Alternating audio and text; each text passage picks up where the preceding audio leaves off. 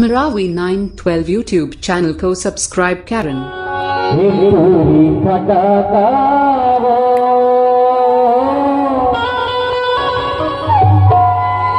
हमर गाँव गली माँ मेला मड़ई माँ छन कर गे धमाका हो।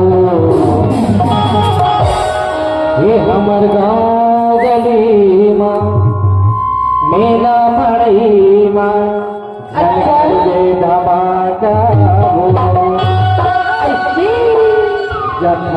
बताना ए तूरी फटाका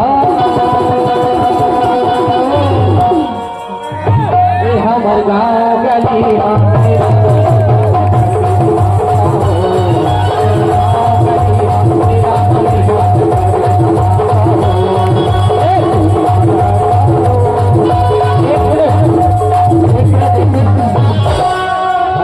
मजा ले रहे हैं बढ़िया फटाका।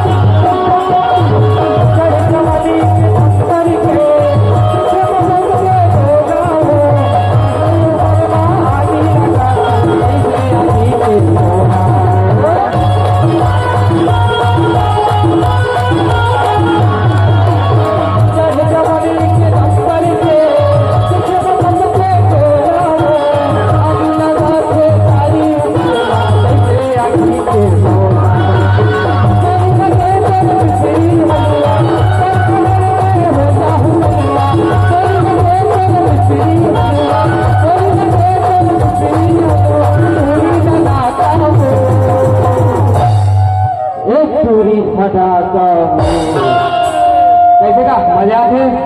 एक बार जोरदार अपना आशीर्वाद दे ताली बजा के। ए तूरी फटाका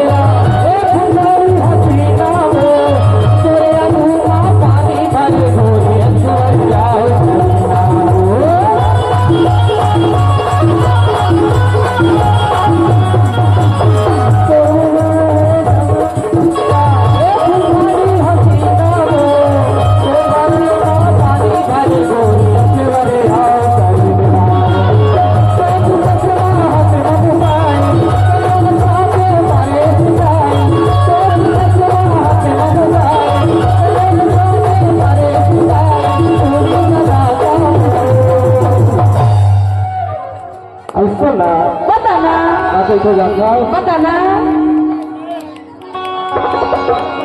अरे हमारे बाबा का कैसे हो जाता का कैसे बताओ और साथ में बाबा के संग संग में हमारे सामने वाले टूरामन भी का कैसे जाना का कैसे गा बताओ बताना